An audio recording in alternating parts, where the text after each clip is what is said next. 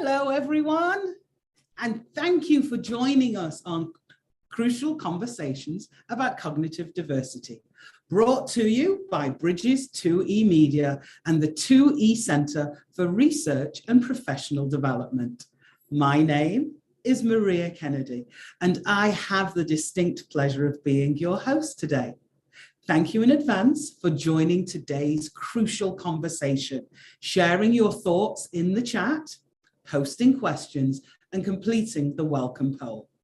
We're really happy to have you here and hope that today's episode provides you with lots of ideas to help you provide executive functioning support for the neurodiverse learners in your life. So, as you know, I am both a mom and an educator, and my journey has been impacted both by my personal experiences and those of my son and my students. My son and I have both experienced problems in the school environment, often through no fault of our own. I like to think of life as a journey without a prefixed destination. That way, as I learn more, I can change where I'm heading, adjust that setting. I hope together we can help our students plan new destinations as they learn more about navigating the world in which we all live. My dad used to say that what doesn't kill you makes you stronger. But from my experiences working within the neurodiverse community, I know that neurodiverse people often feel like they're being killed every single day. How would you feel waking up every day and knowing that no matter how hard you tried, you were going to be yelled at for not getting it right? That no matter how hard you tried, your parents and or your teachers wouldn't be satisfied. In fact, they tell you just how disappointed they are with you. That your best today was not going to be good enough. I think I'd want to stay in bed and just let the day pass me by. But of course, I couldn't just stay in bed, and neither can people who are neurodiverse.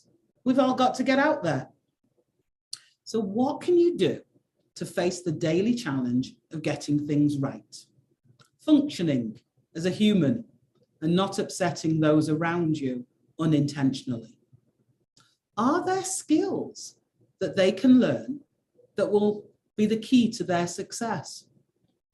Well, thankfully, since I don't have any answers to those questions, I have with me today an educational therapist who is an expert in helping to solve these and many other challenges that our neurodiverse students face.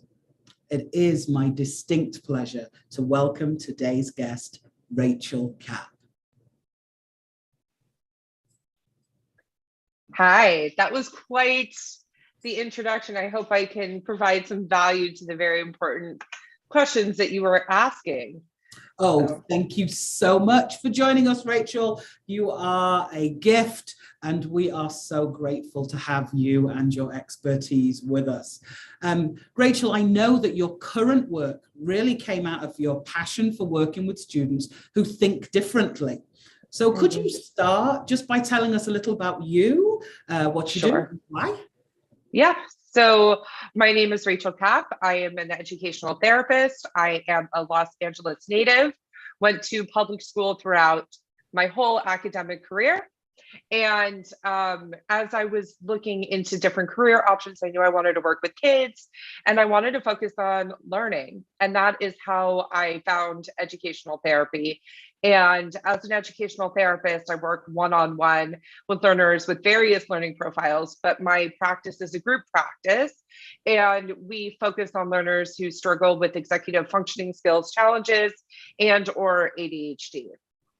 In addition to that, in addition to having my team and working one-on-one with clients, I'm also a mom, and I also co-host Learn Smarter, the educational therapy podcast.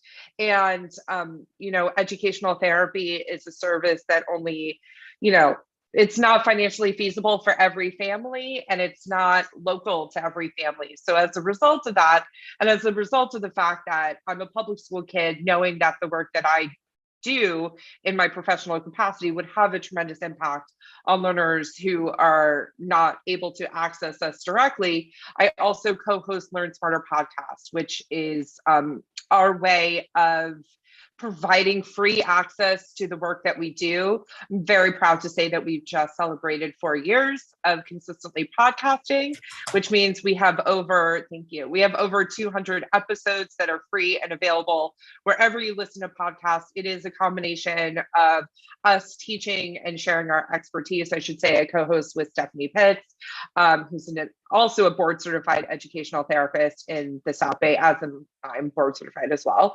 And it is us teaching, us interviewing experts in the field. We have a lot of tremendous authors on the podcast, and several series, an executive functioning skills series, reading series, writing series, math series, all different types of things, answering the questions that parents and learners and professionals are asking. That is awesome. Congratulations, 4 years. Oh, that's just Thank you. Wonderful. Wonderful. Thank you. So podcasting is not for the light-hearted. It's a lot. Oh, it's a lot of work. It really is. And we're really, really, really happy and grateful to you for being able to do that. So we'll talk more about your podcast a little later on, if you don't mind, if that'd be okay. Sure. So yes. I'd like to dive right in. There are lots and lots of words that we use all of the time in this field. And one of the things that I wonder is whether or not everyone knows what we're talking about. Oh, one of the babies. Yay. One of my dogs. Oh, I'm so sorry. Fine. It's fine. So if you could start out really by telling us what is an educational therapist, what is educational therapy? And yes. So sorry about Fritzy. He thinks he's in charge in our house, and let's be honest, he is a lot of the time. So as an educational therapist, we are different from tutors, and that's really where I like to start. We focus on skills and strategies, not content. We often teach skills and strategies through the content. So it's very normal for a learner who's working on writing to come in with a writing assignment that they are being graded on, where we can teach them how to access the curriculum, how to write proficiently in that particular example. And so it is not homework helping, it is not tutoring. We are offering our expertise at a much higher level, elevating the conversation around learning and making what is implicit for a lot of learners, but not all learners, explicit for the learners in our practice and the learners that we work with, I should say. I love that. Not just homework support, people. So the other thing then is, so today we wanted to talk really about executive functioning. And the topic is how these are skills that are going to help our students to be successful. I think we should actually identify, based exactly on what you said, what is executive functioning? What are we actually talking about here? So I will absolutely answer that, but there was one thing that I forgot to mention, which is, as we're having this conversation, I'd like us to have a common understanding, and the common understanding being how I sort of approach learning and approach learners. I come from a place where I fundamentally believe that all learners want to achieve, and all learners want to please their parents and the adults in their life. And it is our job as the adults in their life to get curious, not punitive, when they are not meeting expectations. Obviously, this is a very idealized approach, but I just wanted to sort of lay that out as the framework and the ground level, sort of the way that I think about things. That accompanying that is, I also believe that there is no such thing as a lazy student. When a parent is coming into the practice, or a teacher is chatting with me about what's going on with the learner in their classroom, that word is always an opportunity for us to get curious about why they are presenting that way. Because when learners can do something, I believe they will. And when they're not, it's because it is hard and there is something about it that is preventing them from being successful. And that's where we get in as educational therapists and try to negotiate that and figure that out, along with all the other allied professionals that we work with. But now, to answer your question about executive functioning, I just want to start off by saying that there is a consensus in the field what executive functioning is. So I am going to give you sort of my answer for it based off of my own experience and the work that I do, and also my knowledge base of other experts in the field. So executive functioning is the ability to do, plan, and implement your life. So I'm going to give some examples of sort of the minutia of executive functioning. But what I will say is a lot of school and is about executive functioning and less about the learning. You are being graded on whether or not you can turn a homework assignment in on time. Well, if you're a student who struggles with executive functioning, time management is an area in which you're going to struggle and you're not going to turn the homework assignment in on time. So let me sort of run through the different areas as I see them of executive functioning. And I just like to preface it by saying, like, I could go even more in detail into these, but these feel like the ones that are most meaningful for the learners that I work with, and more critical life skills and sort of adulting skills that we want learners to have. So the first is organization, planning, prioritizing, being able to discern the difference between an assignment that is worth 100 points and an assignment that is valued at 5 points.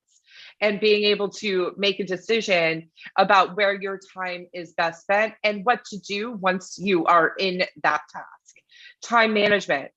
These are for the kids who struggle with getting somewhere on time, knowing how long it will take to get there, being able to predict.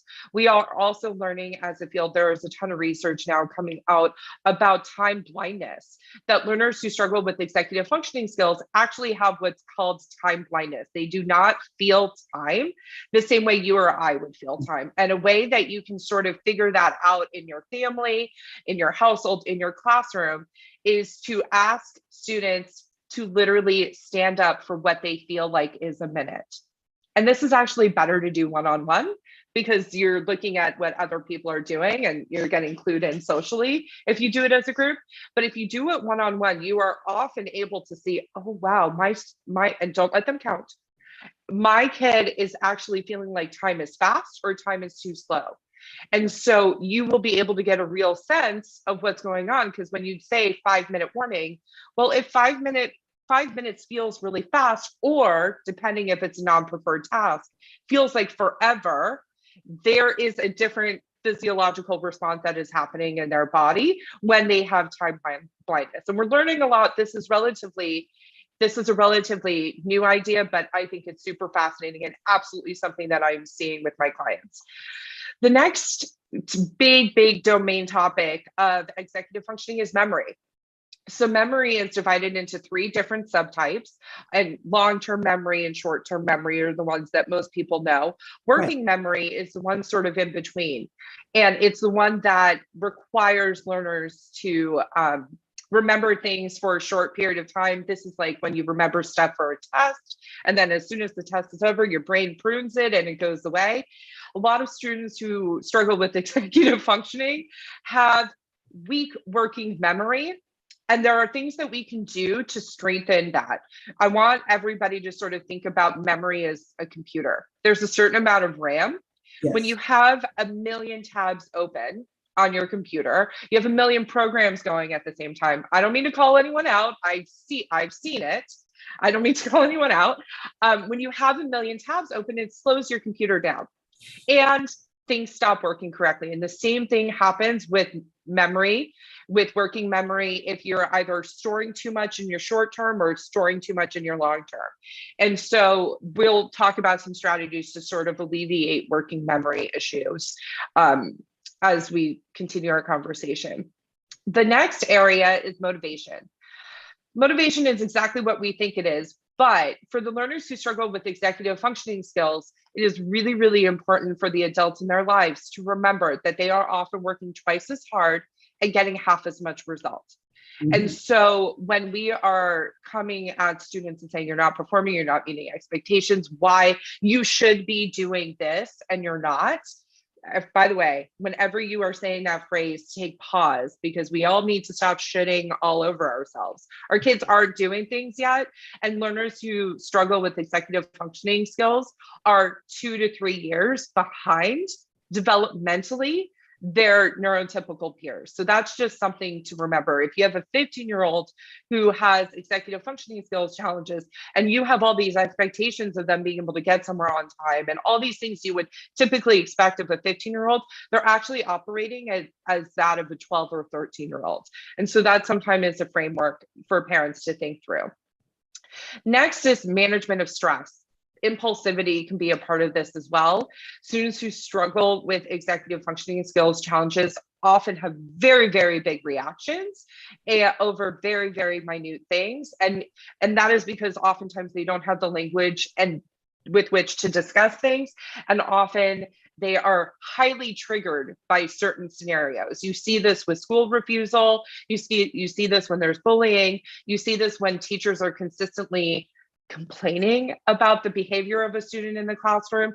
Anytime you sort of have an avoidance behavior, this is the part of the brain that where the executive functioning really manifests itself. I should also add that executive functioning for neurotypical adults doesn't fully develop until we are 25 years old.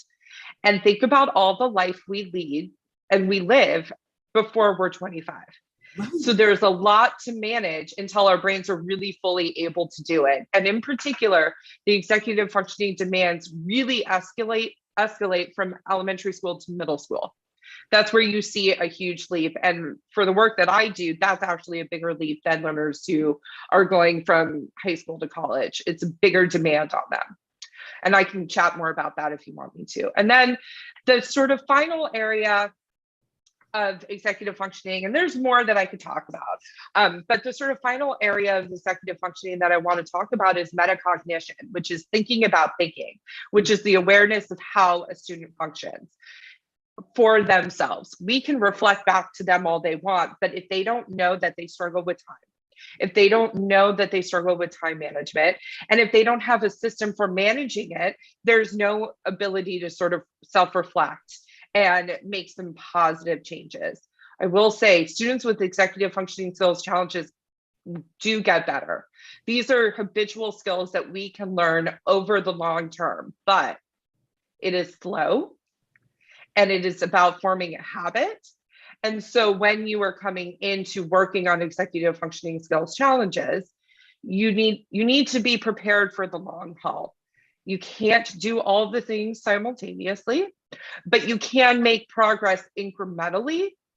And that's why it's so helpful to work with someone like an educational therapist, because they can sort of hold space for you and tell you, okay, let's start here and focus on this, because this is what's impacting them the most and impacting quality of family life as well the most. Oh, I love that. Thank you so much. What was I just about to say? I mentioned in my introduction that as parents, I use the word nag because I feel that I nagged my child an awful lot.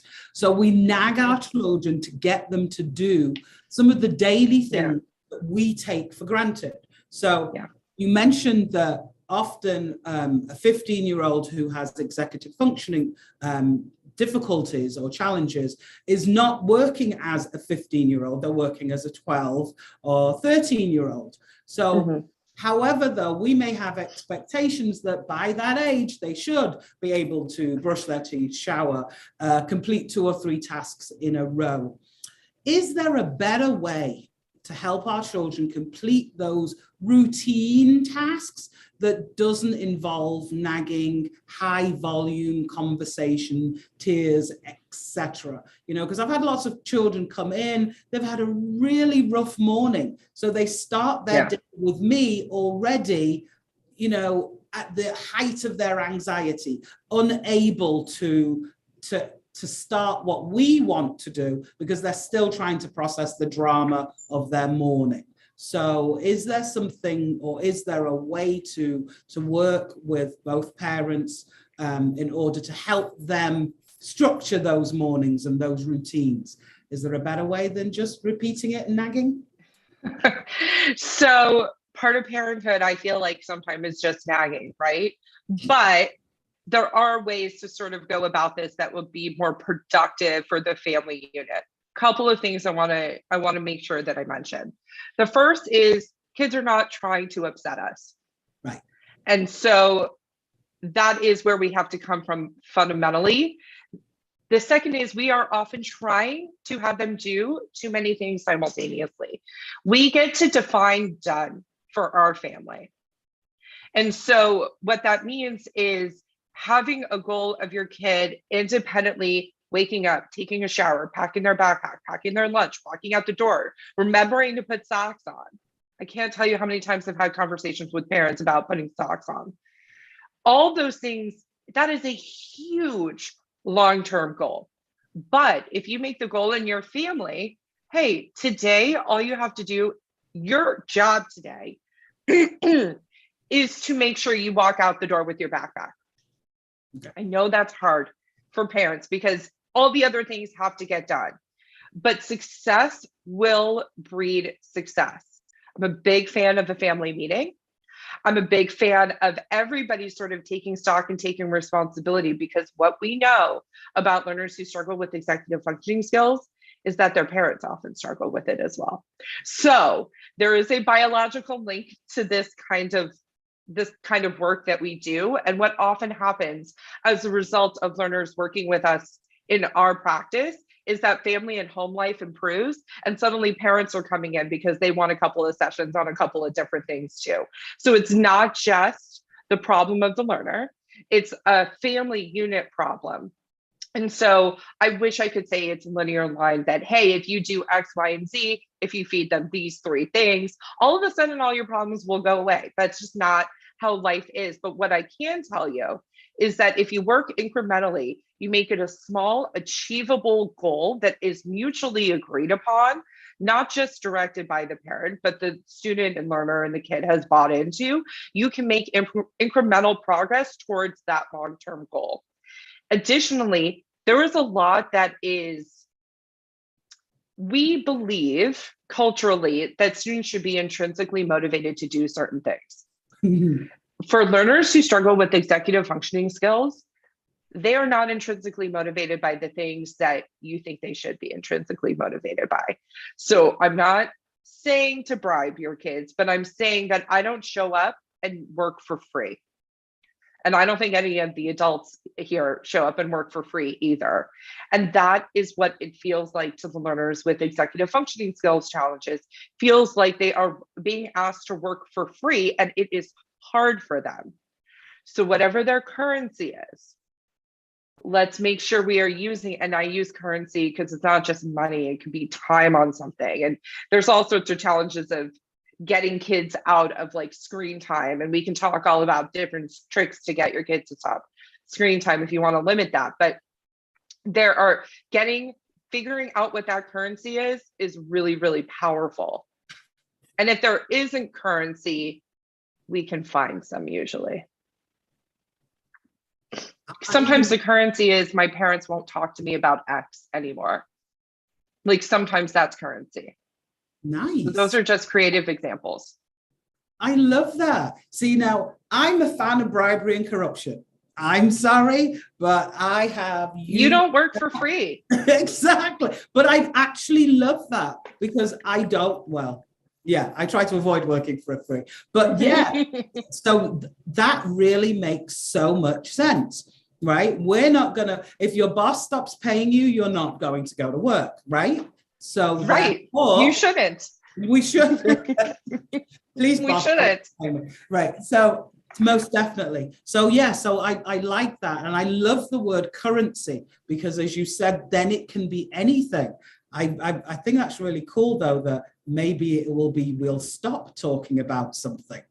So it doesn't. The parents have to stick to it. Don't make a plan you can't agree to, and don't overcomplicate a plan. You don't have time. Oh gosh, see, that's gold there. My friends would say, mic drop there, Rachel. Thank you so much. That one's beautiful. So it's all great to create like a rewards chart and all that.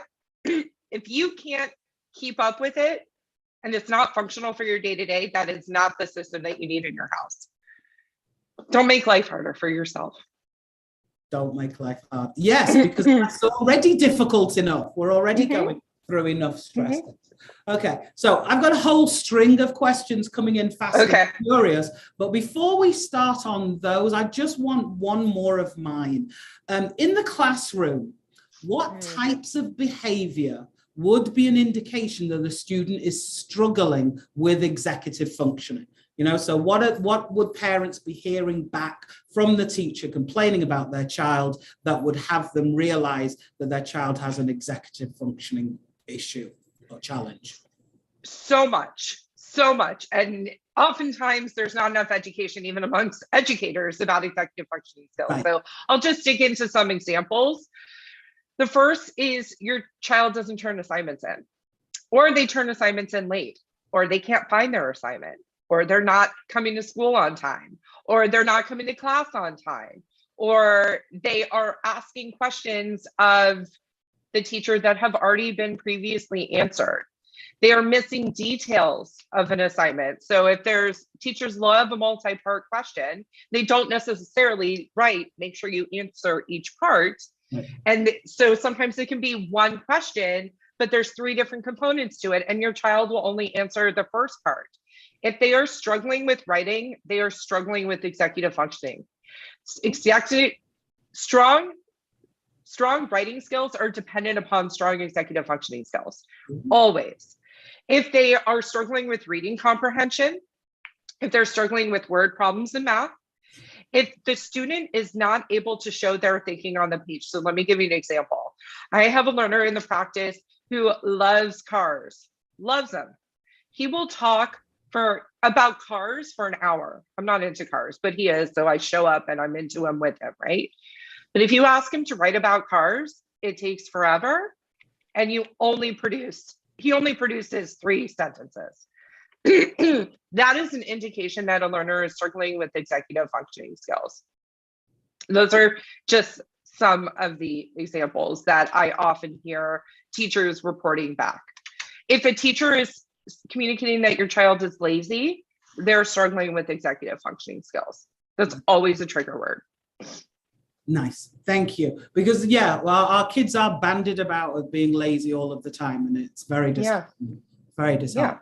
Okay, so one of the questions from an attendee: I work with a dyslexic child at school, and keeping him on track is challenging. How do strategies for executive functioning success differ between dyslexia and ADHD? Are there methods you'd use for one that you wouldn't use for the other? It's a great question. Every student I work with has to start in the same place. And this is what I would question back and ask, where are their systems? Everybody in all human beings need a system for managing their time, a system for managing themselves physically, and a system for managing ourselves digitally. So I'd like to dig into a little bit of that if that's helpful. So a system for managing yourself, managing your time. That is not an online portal. That is not a time management tool. We are talking about a calendar. And if you are like, my learner will not use the calendar, we have a podcast episode for you called The 4 Reasons Why Learners Won't Use the Calendar. And I highly recommend outsourcing educational therapy at that point, if it's a point of contention in the house. We have a list through the podcast of all the different things that actually have to be on their calendar. They need to visually be able to see what is going on with their time. The second system, and it's not just about creating these systems, it's about learning how to maintain them. And that's where I think we're like, get a calendar. No. That's a lot of first of all, that's a tremendous amount of work to create a calendar from scratch. But the second part is you need to update it appropriately. Your learner needs to be putting deadlines on the day that they're due, not the day that they're assigned. And I say that because every learner is coming in, writing it on the day that it's assigned, which is what you do in elementary school and not what you do in middle school anymore. And nobody ever explains that to them. The next system is you need a system for managing yourself physically. So I'm talking about physical organization of things with the ultimate goal of being able to produce what you need when you need it on demand, and you know where to find it. I will tell you, students who struggle with executive functioning love going to Staples. They love buying all the things, all the organizational tools. They love a new app. They get like squirrel disease and like squirrel, and there's a new app, but they're not using it effectively. And oftentimes they have created systems that there are too many decisions about where something should go. So we simplify that and we strip it all back and we make sure that it's as simple as humanly possible. So the amount of decisions that they have to make are very limited. And then the third thing that all learners need is a system for organizing themselves digitally. We want one email address, not 5 email addresses. We want things labeled on their computer. And let me just say this, if your learner's homepage, if their desktop is a disaster, I do not recommend you sitting with them and opening up each file that they have saved unnamed onto their desktop and trying to figure out where it goes. Start fresh and create a new system. And you want to sort of show them, okay, this is where this goes. This is where this goes. And again, simplicity is key. So when it does not matter to me if a student has dyslexia, if there's a different diagnosis, if there's a slow processing issue, it doesn't matter to me. All 3 of those systems have to be addressed first before we can start building out skills and strategies for everything else that we want to sort of tackle, which is important when parents are coming to work with me, that they understand that in the first 4 to 6 sessions, we're not doing homework. We're building out these systems. This is the foundation of everything we do. I always say you can't get in a car and start driving until you know where you're going. We need to create the plan so they know where they're going. We're putting out the roads on this journey, and where we're going is the assignment or the task that they think they want completed. Nice. Sweet. Thank you so much. Another question from an attendee. I wish I knew. Why isn't ET in public schools everywhere, and how do we get some of you locally? You and me both. I will give a little bit of a history of educational therapy as I understand it. It started in Los Angeles and right in the 80s, in the late 80s. It is a relatively new field, and you can find educational therapists in LA, San Francisco, Chicago, Dallas.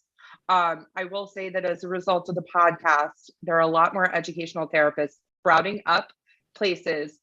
The reason it is not in the public school system is because we don't have licensure.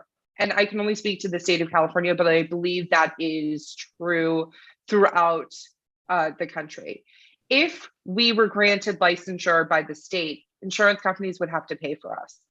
And so there is a big stopgap. There is a lot of work being done within educational therapy to get access to us in the public school system.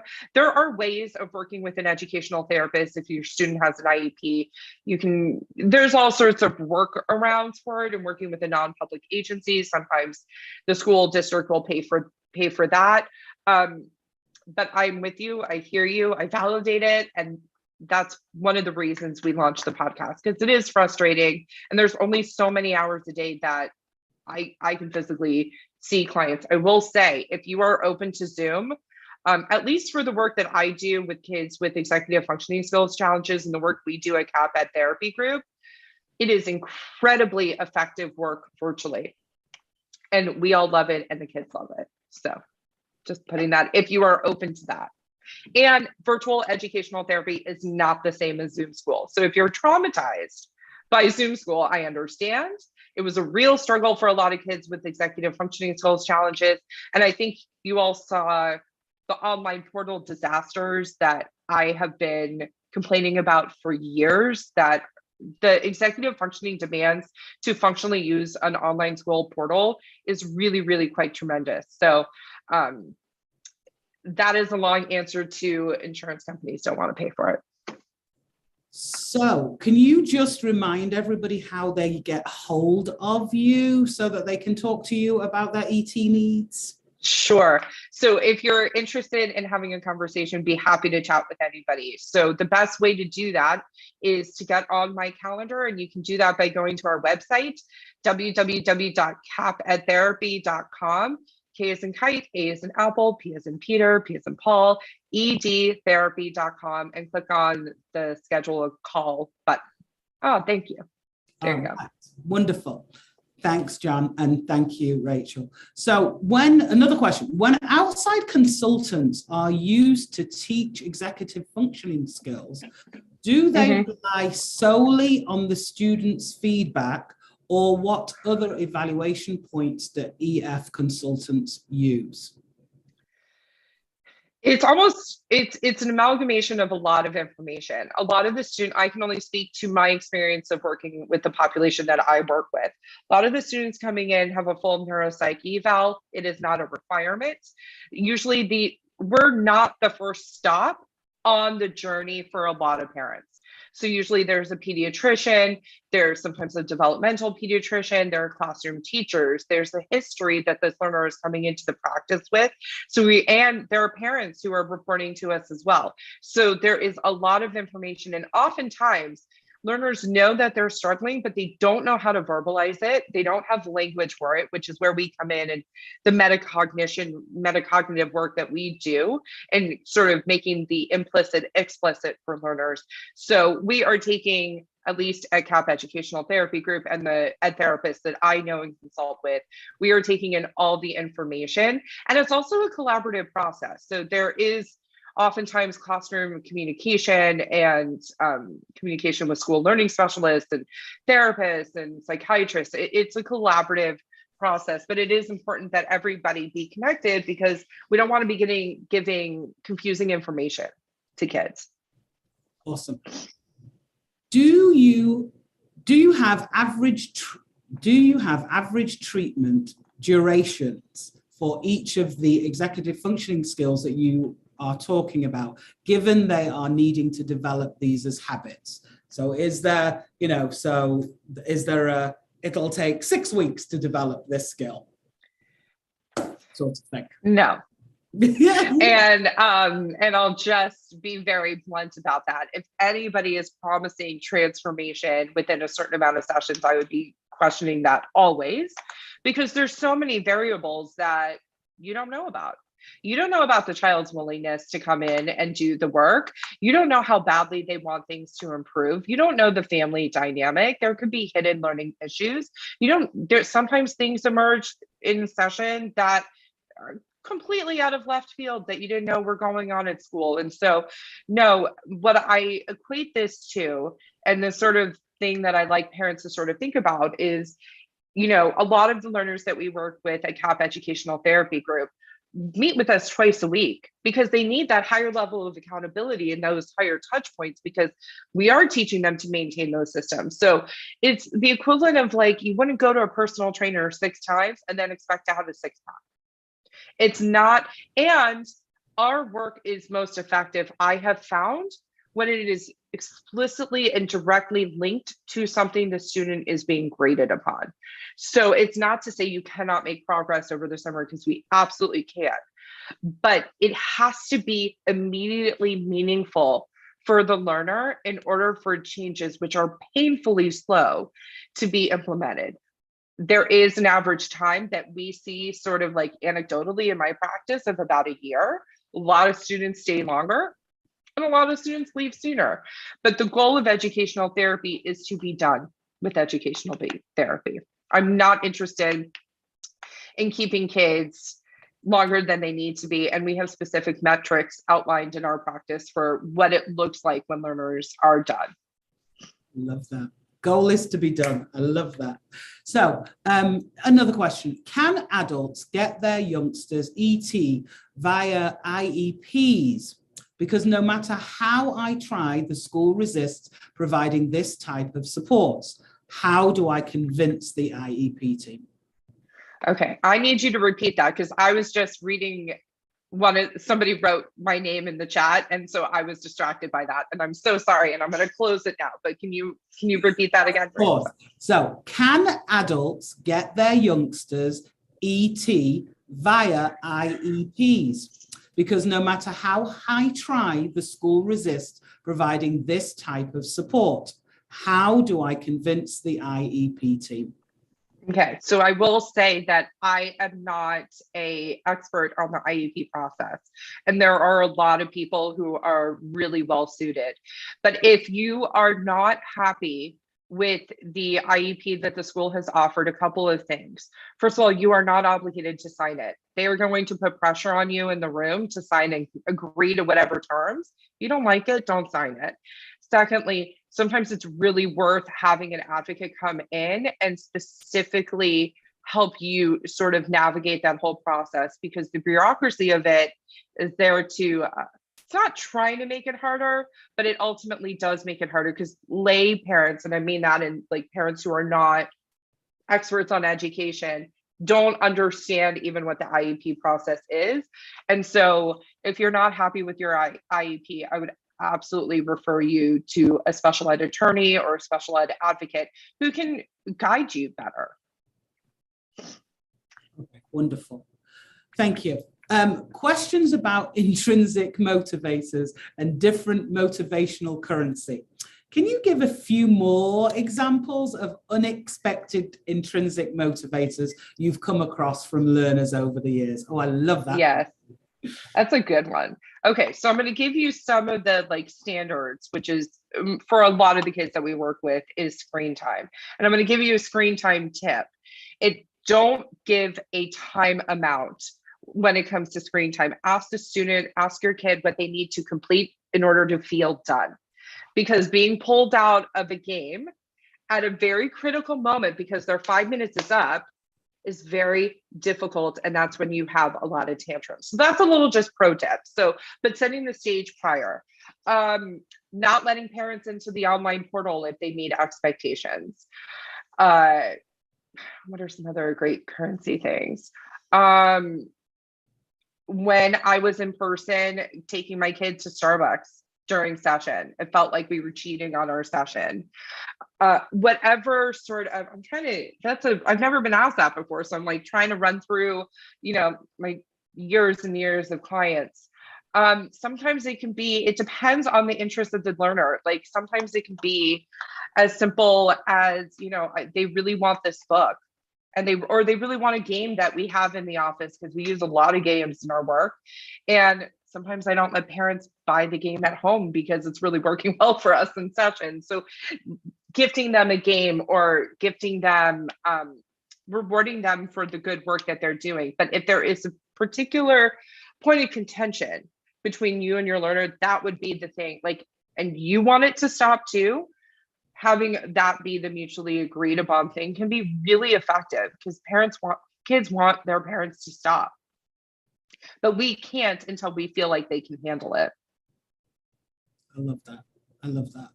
What is the best way for adults who have executive functioning issues to develop the skills they need? Work with an educational therapist.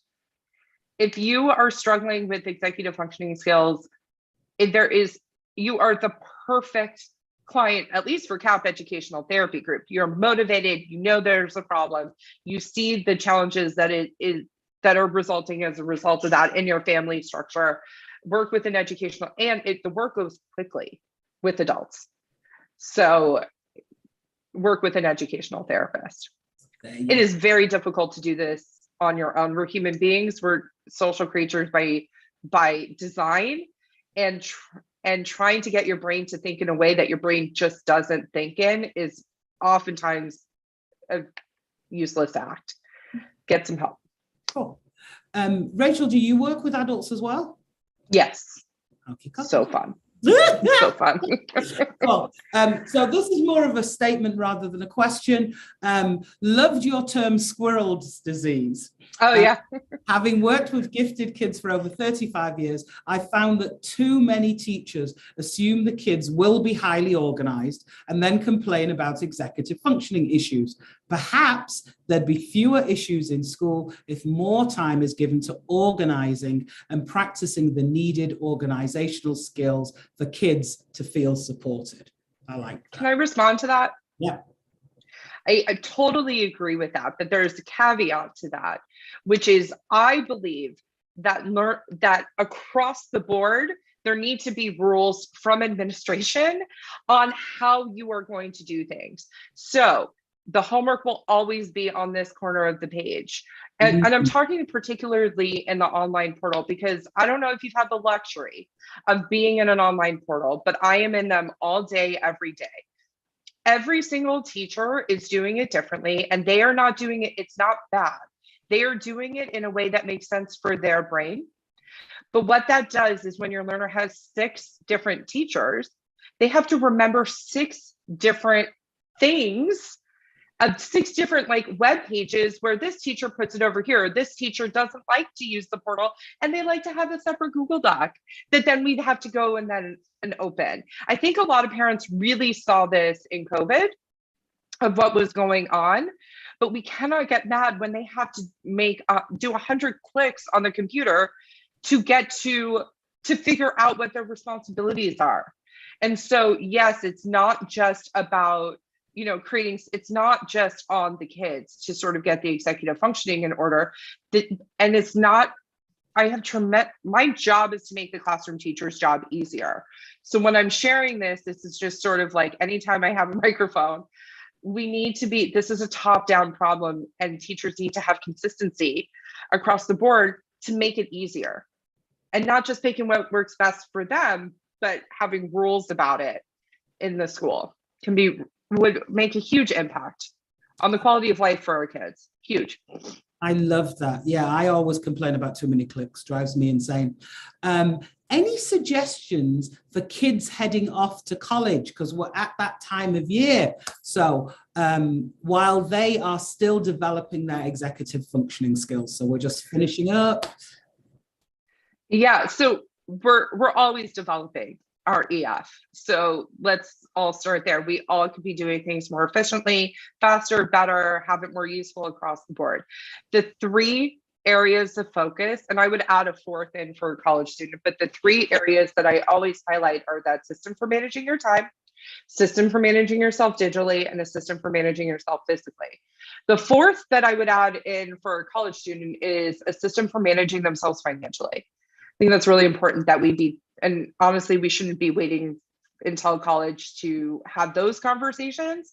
But if college is going to be the first time that a kid with EF has a credit card, we need to be very clear on the systems and supports around that, and making sure that we're sort of addressing those issues. But we work with college students all the time. So one of the things that's incredibly common is parents are like, I didn't know I needed you, and I didn't know where to find you once I realized I needed you. But it is never too late to sort of develop these skills and habits for long-term gain for our kids and for adults. Love that. Brilliant, brilliant. I can't believe that the time just is flying by. I'm going to squeeze in maybe 2 more questions, if that's okay. Sure. Yeah. So do you have a strategy or skill acquisition technique that you can share that's specific for 2E learners? So, and I think you told me this question, and I think I've already answered it with my systems answer. That would be where I would sort of direct. I would also, this is not something I was planning on talking about today, but study skills and study habits are entirely executive functioning skills based. And so understanding how the brain works and acquires information for learners is really, really critical. But what that means is understanding that it is not quantity of time, it is quality of time spent. And what the research is showing us is that 30 minutes of intensive studying is about all our brain can handle at any given moment. So learning how to create a study plan and work backwards, which is why you need a calendar and a system for organizing your time, because you cannot create a plan for studying without it, because it needs to respect all the other things on your schedule. It's not just school. All the social things need to be kept important. All the sports things are important. Any sort of family commitment is important. And a student can do everything, but they can't do everything all at once, all at the same time. And so that's why you need that system for managing your time so that you can appropriately backlog. Here's the other thing that I will say. for students who are 2E, there is an over-reliance on memory and an underutilization of figuring out what they know versus what they don't know. So students often will end up confirming their own bias about what they know and study what they already know for a test, as opposed to paying attention to what they don't know. And they don't even know how to do that. And that's a lot of the work that we do, is figuring out how to create a framework for you. So their first step of studying is not digging into the material. It is figuring out what you know versus what you don't know, and then using your time appropriately, the time that you do have, the time that you know from your time management tool. Awesome. Cool. All right. I'm going to squeeze in a few more. Quick question. How can we find a qualified educational therapist in our area? Great question. Thank you for asking that. You can go to the Association of Educational Therapists. There's a member, there you go, AET Online. I will say there are a lot of educational therapists who are not a part of the association. So, but if somebody is telling you they are an educational therapist, they should be on the website. And if they're not, go ahead and ask them why, and what are their qualifications to be an educational therapist. As I said, we don't have licensure. So you want to make sure, and unfortunately people can just call themselves an ed therapist, and they're not an ed therapist in the way that I am and in the certification and background that I have. But those are some of the ways you can be an informed parent or an informed adult. Wonderful. Is there an online classroom you think is better suited for middle grade kids with executive functioning challenges? By online classroom, are we talking about an online portal? I'm wondering. It came from somebody anonymous. Okay. So if the anonymous... I'm going to assume it's a portal. No, they're all not great. They all have their challenges. Some are better than others. I'm not a fan of even changing systems if we can avoid it. Once students learn one way, I'm like, let's keep it going. So I don't know if that's an administrator asking that question, or I don't know who's asking, but no, there's pros and cons to everything. There's not one that I love more than another. All right. So, well, yeah, time's just run away, and it's just been an absolute delight chatting with you. May have to make these programs longer. Quick statement. Based on the conversation today, it feels like I, as a parent, should just let go of small and habitual choices that my child with executive functioning challenges makes. Rather, I should focus on bigger themes, land systems that lead to these consistent, challenging choices. I did the same thing. I started looking at the chat. Will I have a moment to look at the chat, Maria? After?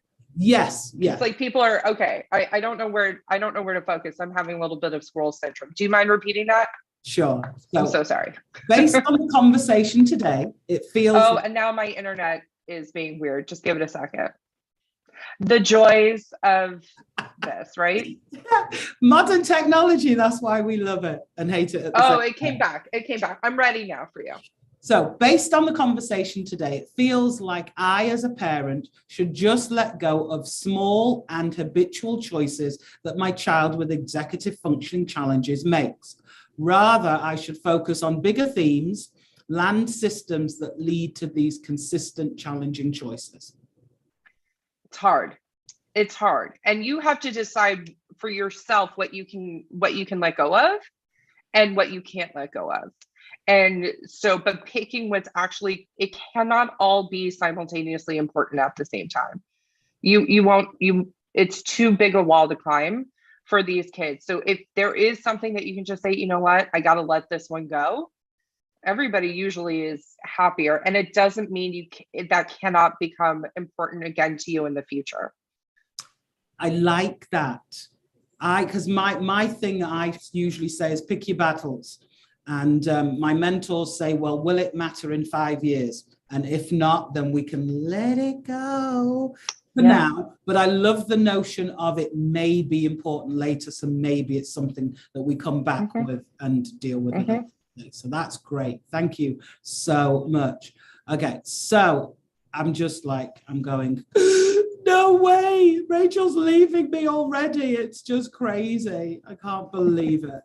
So I don't know how to thank you. It has just been such a delight to chat with you today. We've all learned so much. Time blindness, you know, I'm going, oh my God, I've got to go check out with a couple of my kids whether or not they really understand even the concept of time. Our brain maturity. See, I've always said shouldn't get married before you're 25, and now and where that number came from. And my favorite is about our children's motivation and whether or not we think that they should be doing something, and whether or not, you know, giving our children that goal. So when's it done? When's it done? And that the desire to be done, I think, is so important. So Rachel, I cannot thank you enough again for joining us today. Like I said, it's just been an absolute delight, and it has been a real pleasure working or spending these little time that we've had together. I do hope that our attendees are now inspired to use all of your amazing recommendations. I know that I'm going to be sharing some and stealing a few. So Rachel, would you mind one last time telling people how they can connect with you? Sure. Sure. So the best way to connect with me is by going to my website, www.kappedtherapy.com. That's the best way to get on a phone call with me. You're also welcome to email me, Rachel@kappedtherapy.com. And be sure to check out the podcast, because it's sometimes parents will email me a question and I literally send them a podcast episode back because we've already answered it. So go check there too. That is awesome. Yes, 4 years worth. Rachel and Stephanie have been doing a fantastic job. I cannot recommend them enough. So most definitely, please check them out. If today's conversation has made a difference for you and you'd like to share how, please email me. My email is crucialconversations@2ecenter.org. You'll shortly see a survey pop up on your screen. If you could complete it, we would be very, very grateful. Your input about the conversations that you'd like us to have in the future is vital to keeping our conversations relevant. I also want to thank my amazing team behind the scenes, John, who has been fielding the chat and is responsible for the technology, and JT, who has sorted out our video today. Thank you for your patience, your hard work, and your expertise, because without you, this webcast wouldn't happen. It has been my pleasure to have today's crucial conversation, and I am looking forward to chatting with you again. We are going to be on hiatus, so there will be no crucial conversation in June or July. However, we will be back in August with some new, challenging, and super exciting crucial conversations. So look out for the links, and please make sure that you join me. Thank you. Thanks, Rachel.